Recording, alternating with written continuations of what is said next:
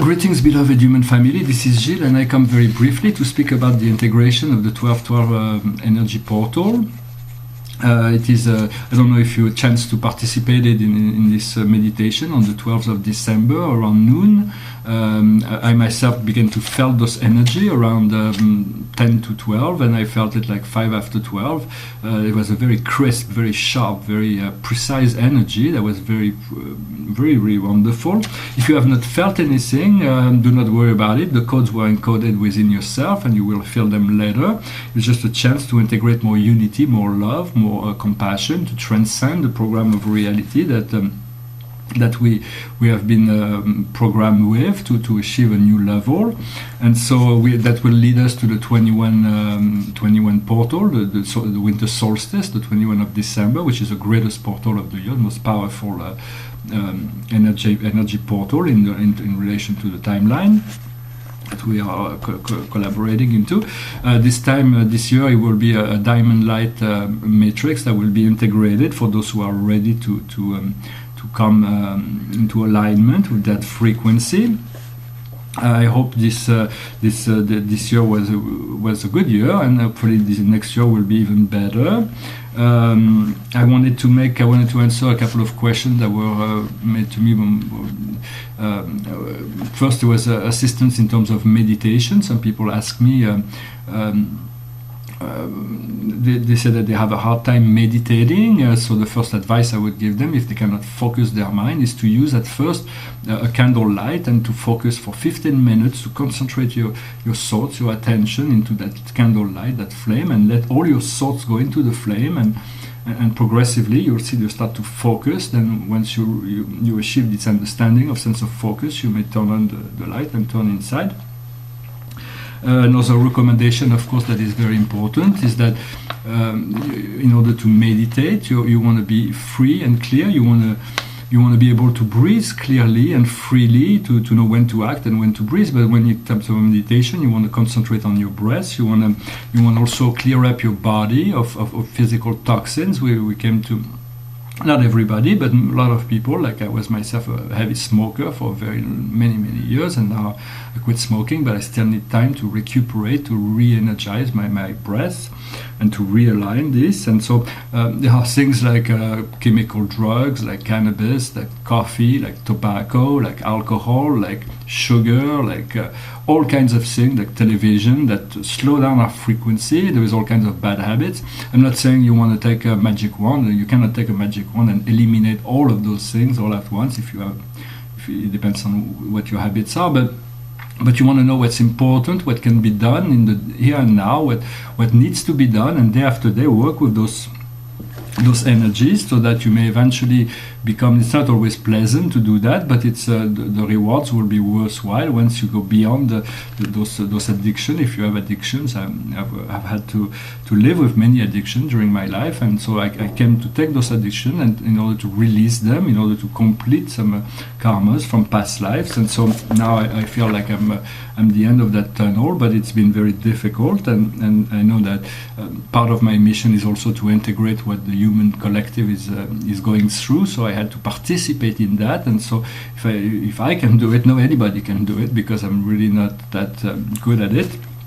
But I've done it. So also there is also, you may want to choose like a food that is more light filled, like live food, vegetables, or I'm not really a big fan, I can't really eat that many vegetables, but fruits or like things that grow, it's much more energized. Avoid food that been chemically processed.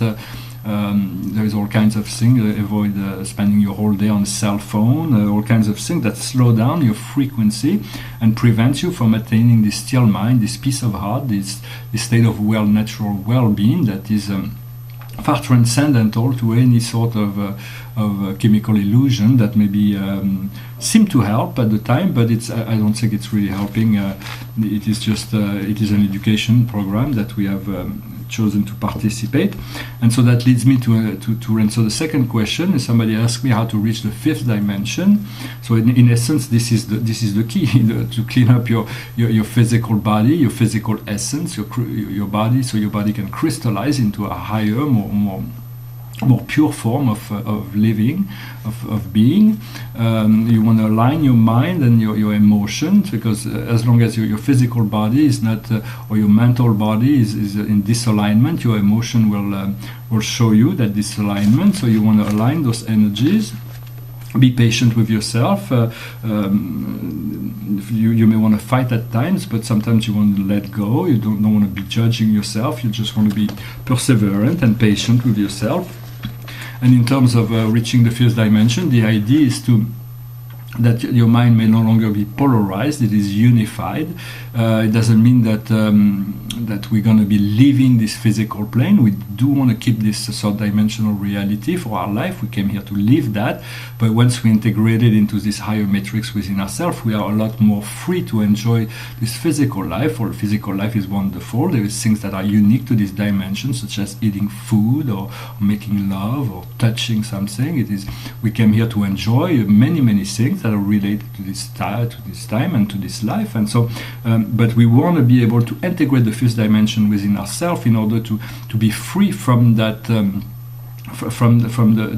from being locked into a time zone where we're no longer choosing, but life is imposed upon us. So as we move into our multidimensional nature, we'll become third, fourth, fifth, and sixth and seventh dimension. All of those dimensions will be harmonized within ourselves.